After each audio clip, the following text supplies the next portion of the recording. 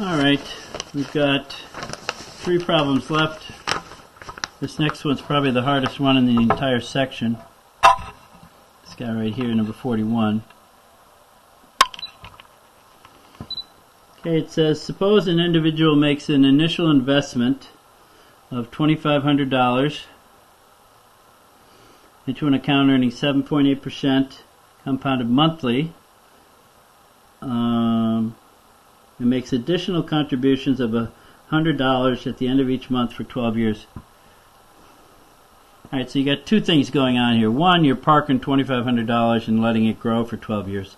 Another, you're setting up an annuity of $100 each month for 12 years. So you got 2 different things, and you're going to add the 2 together.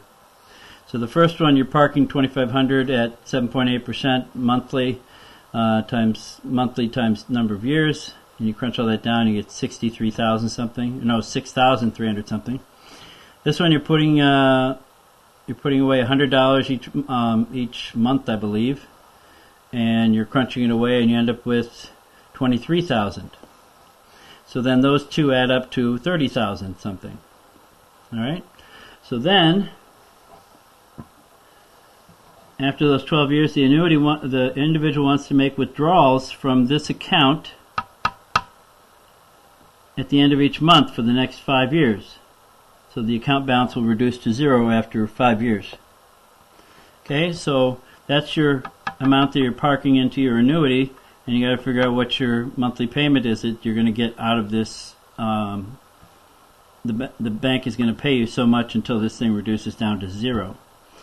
So I is, you still got the same I, and you still got the same N and M. And so you crunch everything down, plug in all the numbers you know, and you end up with payments of $607.02 each month for 5 years. So part A says, how much is in the account after the last deposit is made? That's this amount here. How much was deposited? Well, $2,500 plus $100 payments every month for 12 years, so it's 12 times 12, or 144. So that gives you $16,900.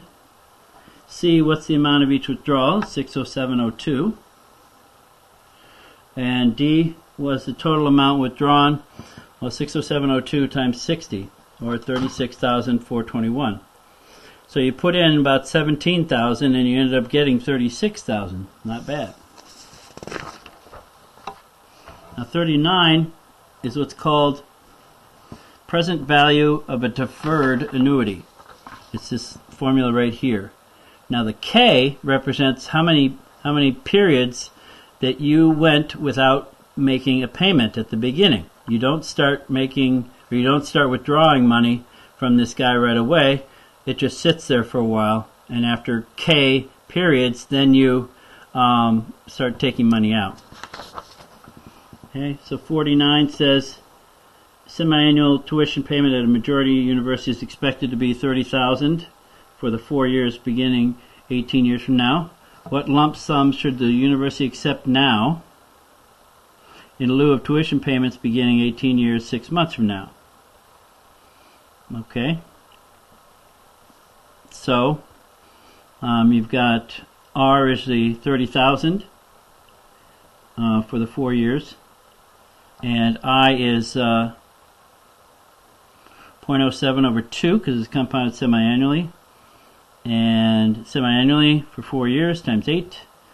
And remember, K is the fact that they didn't start until 18 years from now. So there were 36 periods when they didn't do anything. And so we're expecting our R. Okay, that's the amount that they're paying out. And all the other numbers are in here, and you crunch them all down, and you get $59,768. That's how much you have to have in the bank in order to make payments out of $30,000 each semi-annual for 4 years. Keep in mind this money is parked for 18 years. at 7%, so it's going to grow to a lot more than just that.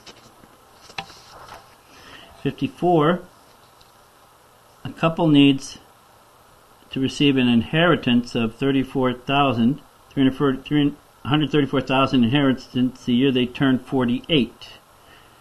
Okay, and they invested it into a fund at 7.7%, compounded semi-annually for 14 years. So it's compound interest, and they get this much. Basically, it's tripled. Okay, if this amount is deferred for 14 years, so your K is 14. How much will it provide at the end of each half year for the next 20 years? So you're trying to figure out what R is. So you plug in all the numbers you know, crunch it down, and you divide by 20.24, and you get 19,064. So $19,000 every, I think it's every 6 months. Yeah, every 6 months they get 19,000 for 20 years.